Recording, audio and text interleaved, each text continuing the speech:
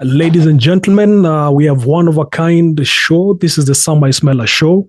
I have a gentleman, and as usual, we do not introduce our guest because he is going to tell us who he is. Good sir, who are you? Thank you, Lawi, and your viewers. My name is Saitabao Kanchory.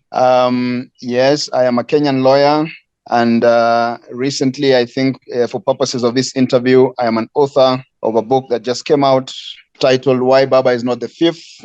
In the last election in Kenya, I served as the national chief agent for the leading candidate in that election, who unfortunately was not declared the winner, who is Raila Amolo Odinga. Thank you for that quick introduction. And one of the things that people may not know is that you're a father of how many children? I'm a father of 7 children, Lawi. Right. And I like to say a father of 7 respectful children, because that's important. Thank you, sir. And I appreciate that because personally, I do not know anyone who has 7 children. So you're the first person I'm speaking to that has as many children as I can ever think of. One of a kind in many ways, I guess. One of a kind, certainly. So let me get straight into our topic or subject for today. What is your, and I have a couple of questions, and I will try to be as quick as possible to be within the time limit. Let me start by asking, what is your political ideology founded on? My political ideology is an ideology that is founded on social justice. It is an ideology that is founded on good governance. It is an ideology that is founded on creating a society that is equitable. Right? So that is what drives me.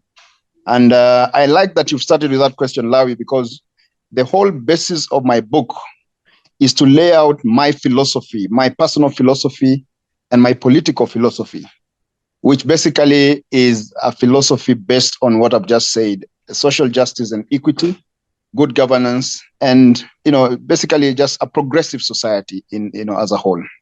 Thank you. And of course, when readers want to know about you deeply, the best thing is to get a hold of the book and go through the pages, and they'll be able to see more about your ideology, political ideology. Let me go into the next question. Was the abstention from the 2017 repeat elections a strategic blunder for the NASA coalition? I have called it in the book. I have said it was a matter of boycotting power, and to me, it was a total blunder. I have actually called it I've described it in a little, tougher language in the book. I have said that just like one can be penny wise and pound foolish, right, it is also possible to be politics wise and power foolish. And so for me, the decision by the NASA candidates in 2017, that is the Right Honorable Raila Odinga and His Excellency Stephen Kalonzo Musyoka, to boycott the repeat election that they had been given on a silver platter by the Supreme Court of Kenya, in an unprecedented decision, the second in Africa and the first in the country, a very historic decision to nullify a presidential election.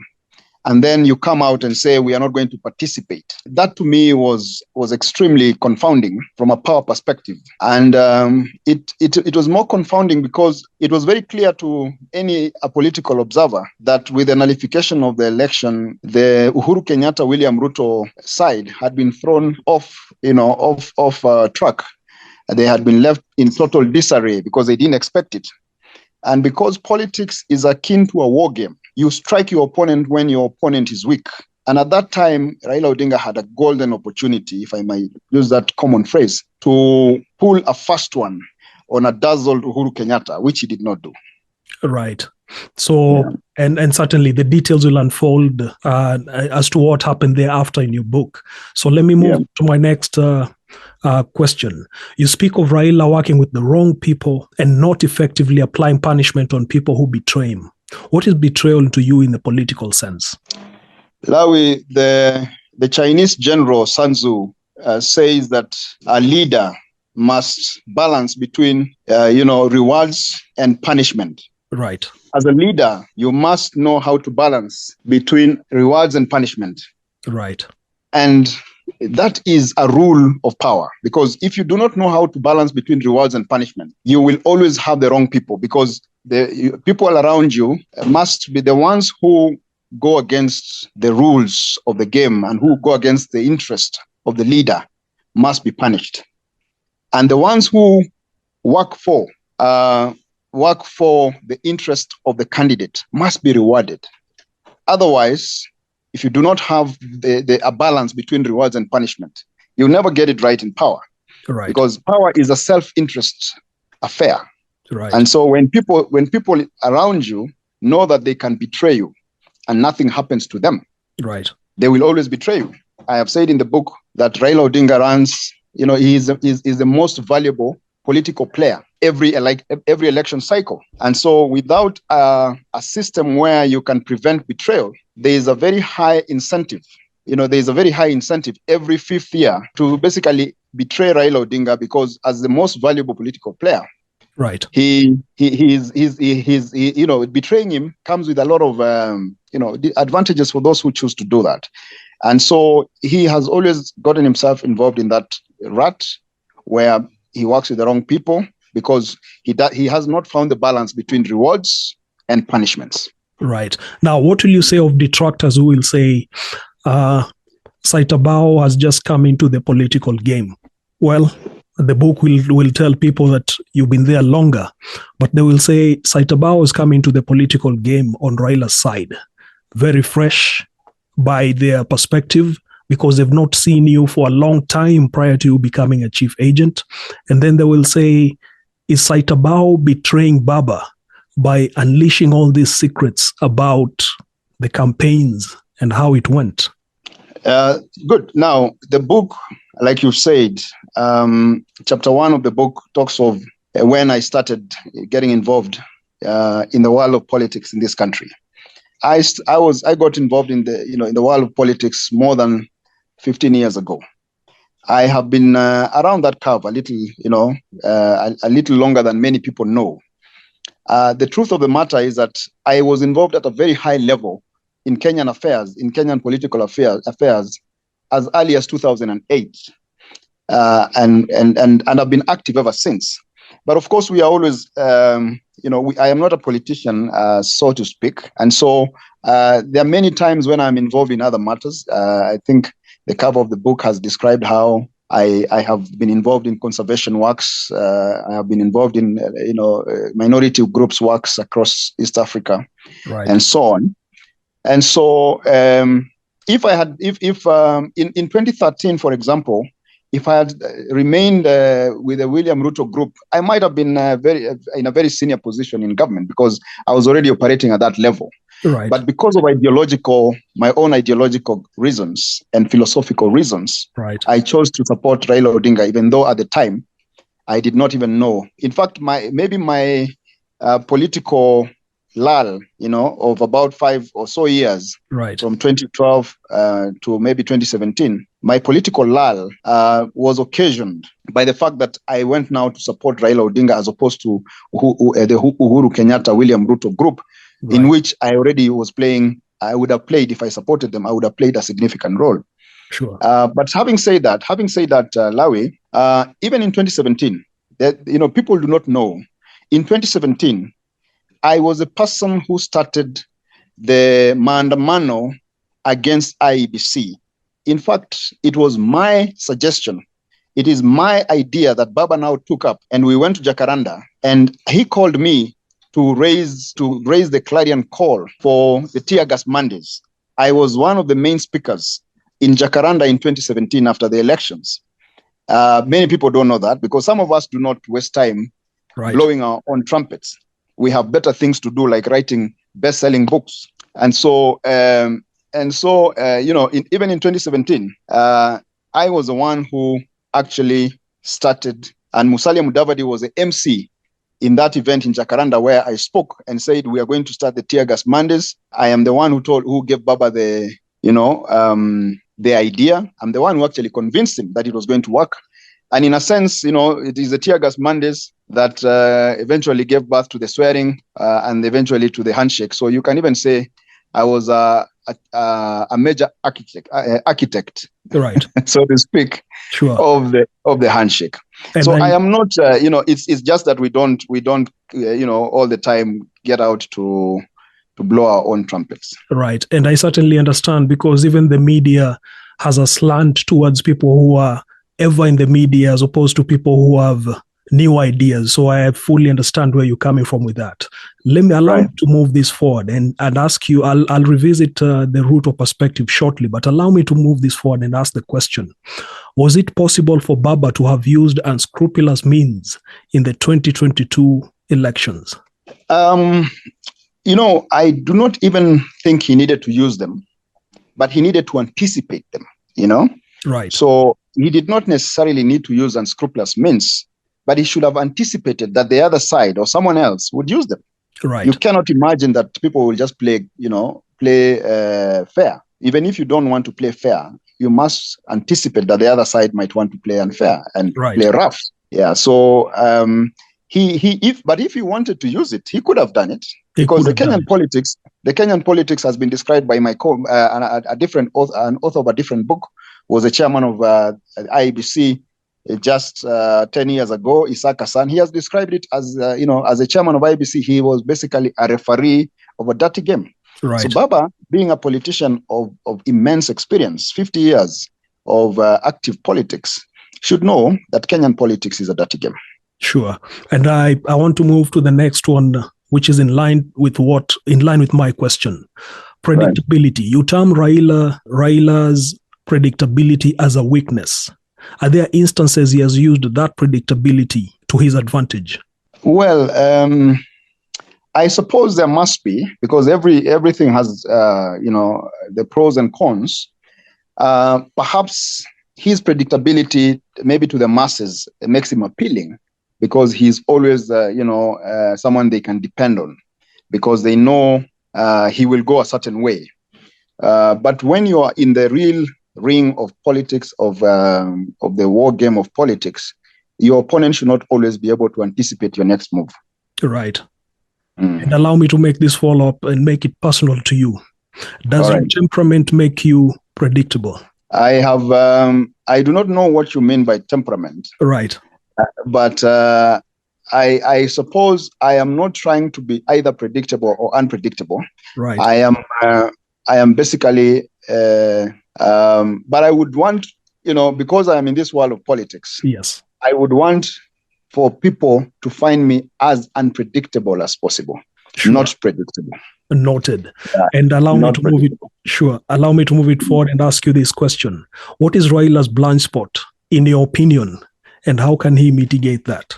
His blind spot, in my opinion, is the organizational part, right? Right. So Baba is an institution. He is an institution. And as an institution, you must have a system that is well organized. Otherwise, you will have an institution like a bureaucracy that doesn't work, right? So to me, that is what he needs to work on, even as he's doing what he's doing. He cannot continue to build the ship as he sails, so to speak. He has to have a clear plan all the time, even at my level, which is not Baba's level yet, I should add that. Right. I cannot do anything if I don't have an end game. Yeah, I cannot do it. I cannot start something if I don't know where I'm going with it. Right. So for me, that if Baba can look at his organizational capabilities, it will help a great deal. Thank you for that. You hail Kiraitu Murungi, Paul Muite, Willie Mutunga as heroes, but people born in the 1990s or after 1990 may not see them as heroes. Do you agree with my supposition? Yes, but well, you see, Larry, I've described them not as heroes, but as second liberation heroes. They may not be heroes now, right? Because a hero can turn into a villain. A villain with time. But I've described them as second liberation heroes. These are the people who fought for multi-party democracy in Kenya, and that cannot be taken away from them. Right. Even though some of them may have taken a different path after the fight and after that cause was won. They were our heroes for that purpose. It is just like you say, independence heroes, the people who fought for independence.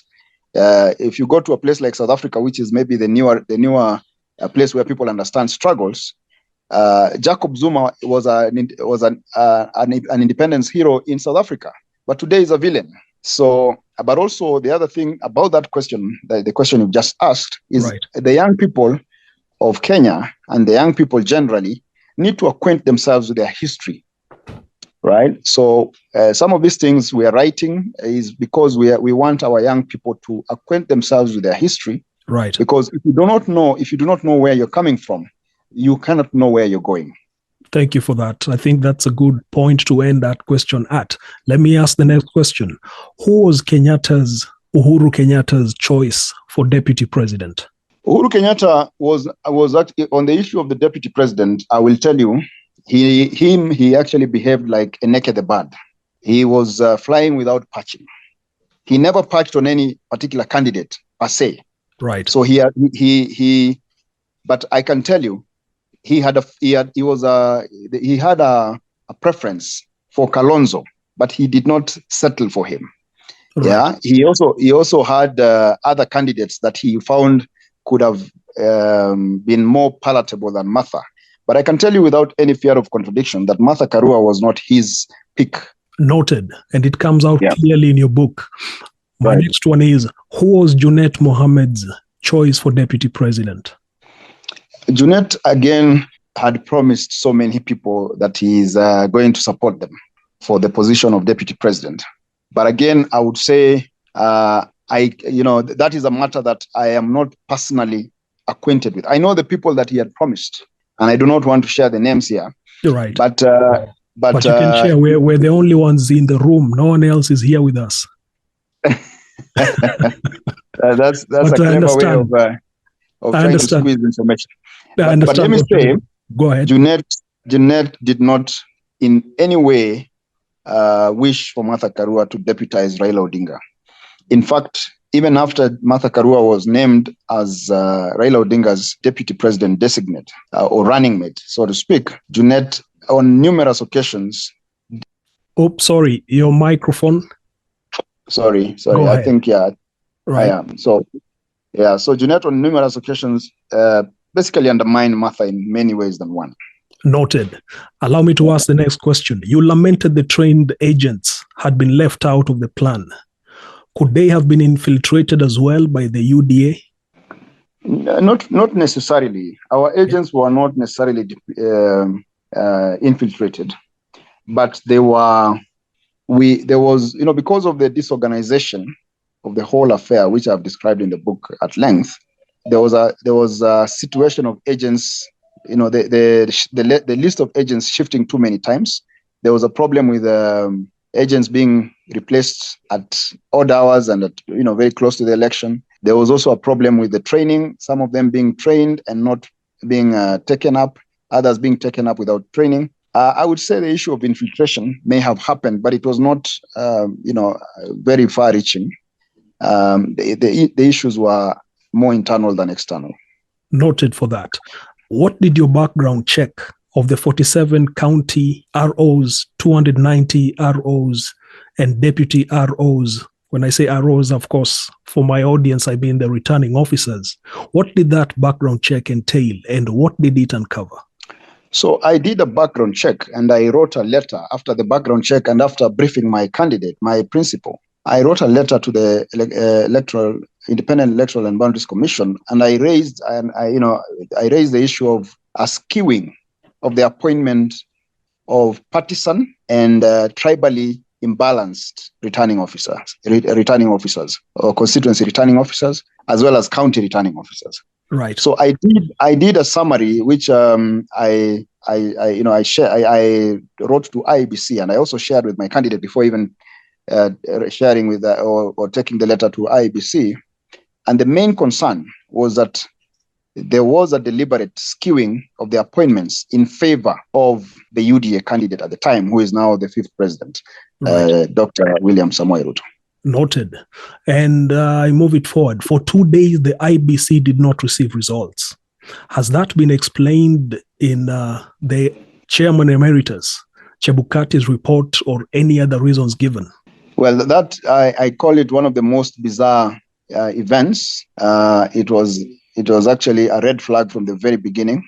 It is, it was very confounding why in an election that is supposed to be very efficient because it is technology based, you can sit for 2 days without receiving even a single form or a single result from, a polling station, or from a constituency. Even the nearest constituency of Langata, where Bomas of Kenya, the National Tallying Center, was based, was not received. And there was no explanation, to answer your question more directly. Right. To this day, there has not been an explanation from the IEBC on that. Noted. You mentioned that there was reports of suspicious activities at Bomas on 13th August. What were these suspicious activities? Well, some of the activities was the issue of the returning. Okay, first of all, the returning officers were being kept somewhere we do not know.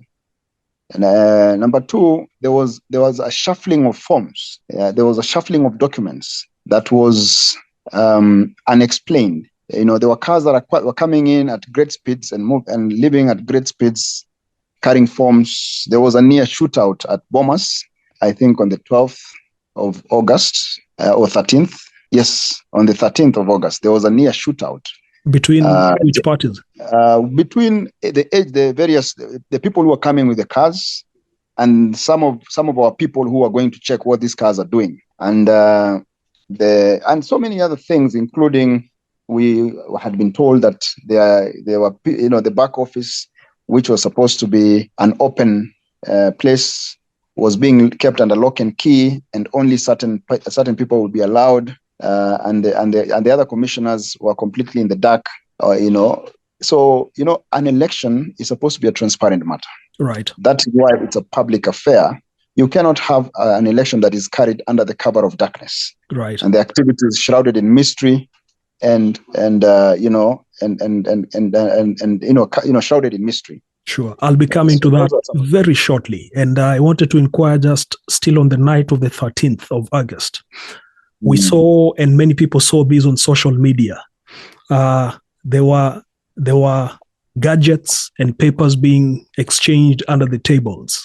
What were those gadgets and what were those papers? So there was a lot, like you said, but one of the things is that eventually caused a commotion is when one of the service providers was seen or caught on camera tossing down a paper that was handwritten, that was talking about a candidate, what they not described as our candidate, and talking about adjustments in relation to forms for certain polling stations. So, but there were so many of those. Of course, in an environment such as that environment where we were operating, there is also high levels of suspicion. This is something that IEBC did not help in any way to allay, because they're the ones who are supposed to foster that confidence where we know that nothing untoward was going to happen. But because they did not foster that public confidence, there was also a lot of suspicion. Some of it might have been unwarranted, but some of it was obviously also justified. Noted. And I want to ask the following question. Are there meeting minutes between the IEBC and chief agents? Now, that's a very good question, Lawi, because you would expect that an organization like IEBC that was carrying such a fundamental exercise, such a fundamental national exercise, will document, all the minutes of every single small or big meeting that it held with stakeholders, and particularly the national chief agents, because these are the representatives of the candidates. But to everyone's surprise, all the meetings that we did, and I kept saying, why are we not documenting? He said, no, we have this thing, we do not have the time to document. This is an exercise that our priority is to deliver the results to the people of Kenya. They did not have minutes even for one meeting, and we had numerous meetings, but not even one had the minutes. Right, and certainly that's a bit of a concern for me at my personal level, not as a chief agent like you, but I've always thought there should be meeting minutes between the IEBC and agents and any other office that requests for a meeting. But allow me to progress this discussion and ask the following question. You've characterized William Samoei Ruto, and you say that he starts with the outcome then works backwards, fair or unfair, right or wrong. Whom does William Samoei Ruto look up to politically or take advice from? The last part of your question, the last arm of that question, it will be difficult for anyone to answer. But the initial question is, what do I mean when I say he's a man who works backwards? He has an agenda at hand, and then he works from the agenda, backwards. He has said it himself. In his initial days as president, he said his government will not be pre-obsessed with processes. He made that very clear, that his government is not a government that is going to be obsessed with processes. They are keen on results. And that says a lot about the person, because even at a personal level, William Ruto always first determines what is he trying to achieve. The first question to him is not the means; it's always the end. So once he has determined what end he wants to achieve, the means to the end is really neither here nor there. He will get to his end by whatever means necessary.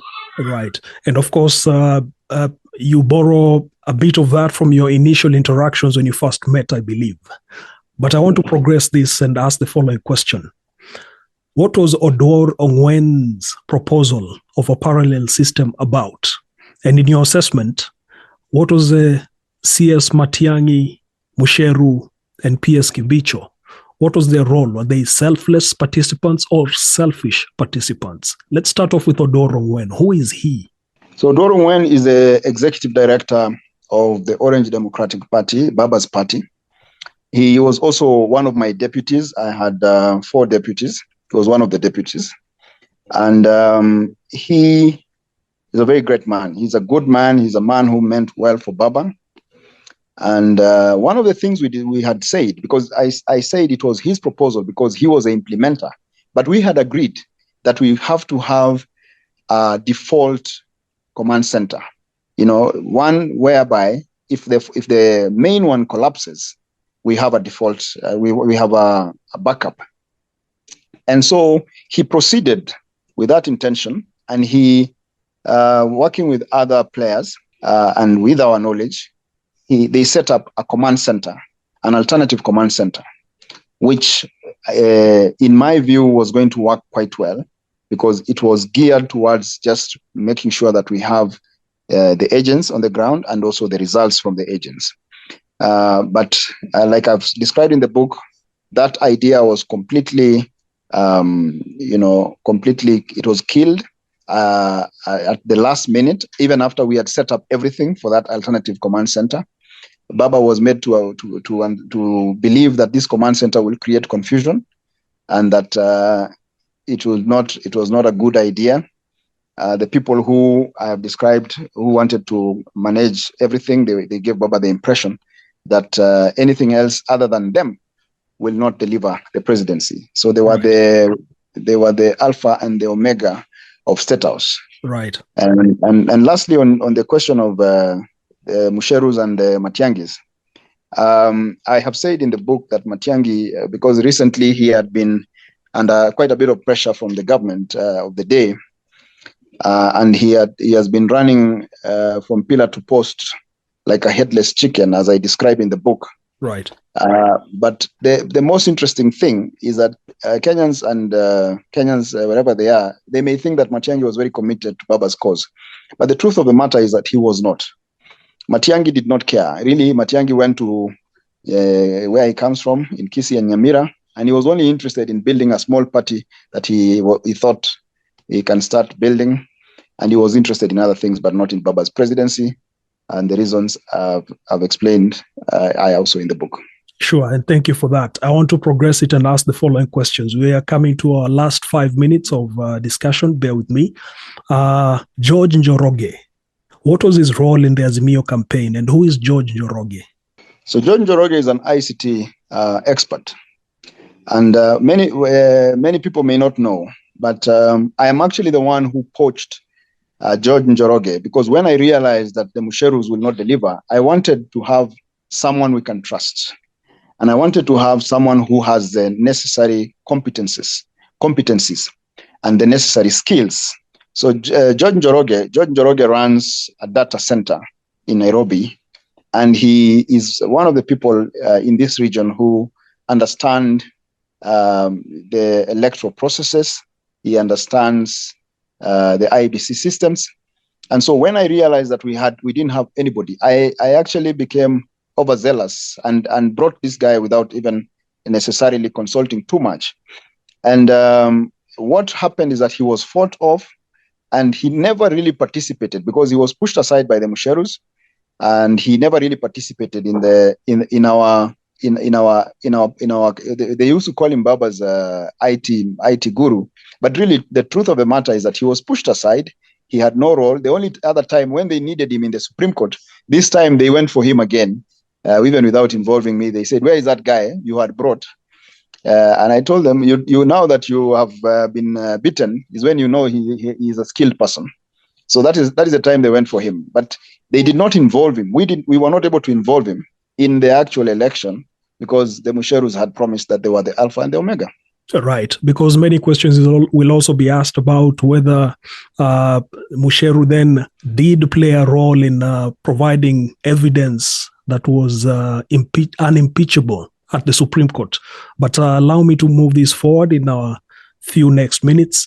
When you talk about the Supreme Court, was there feigned blindness in the Supreme Court 2022 and in 2013? In your assessment as a lawyer as well. Yeah, so the Supreme Court in 2022 completely departed from its, the Kenyan jurisprudence is a jurisprudence that is based on something we call stare decisis.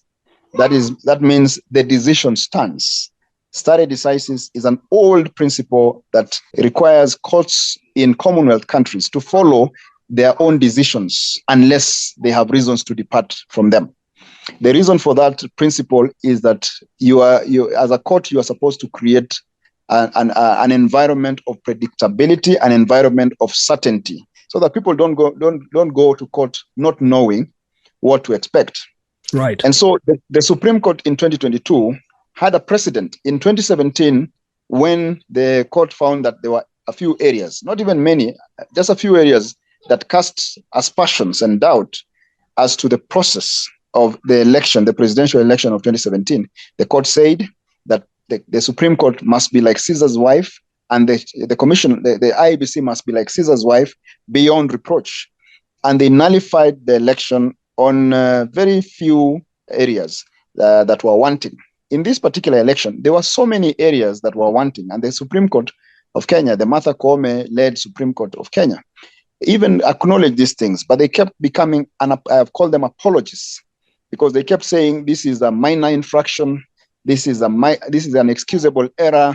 They appointed themselves, they lowered themselves from the pedestal of justice to apologists for the dysfunctional IEBC. Noted, and I thank you for that. I want to end this segment of the discussion on what I call a quotable quote from your book. There is a line I picked from your book that says, "Someone is political with the economy rather than being economical with politics." Right. Give us some explanation as to that quote. So I've said in the book, and writing, Lawi, is not a matter of putting words together or narrating stories. Writing is an art. So you have to know how to play with the words. And sometimes that is where the juice of the book will come, when people have to, the words must be, when you put them down, sometimes people must chew them before they can swallow them. We Right. don't just get them on face value.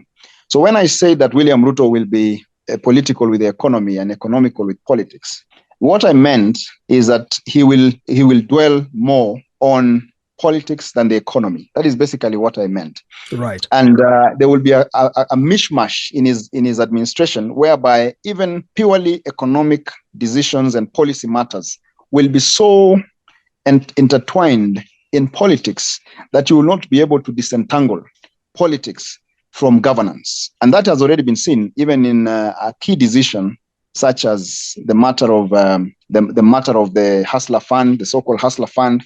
You saw how politicized it was, yet it is an economic decision. Sure. You saw with the fertilizer, which is a food security issue. Right.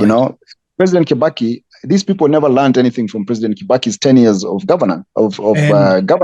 And I want us to pause or end this discussion for now. At this point. There's much more that we can unpack, but I want us to have a second round of this discussion. So bear with me as we conclude for now, but we will be back with you at a more opportune time. Mr. Saitabao Kanchory, thank you for your time. The book, Why Baba is Not the Fifth, is now available on Amazon. Our interview and discussion with Saitabao Kanchory will resume in part 2 in the next episode.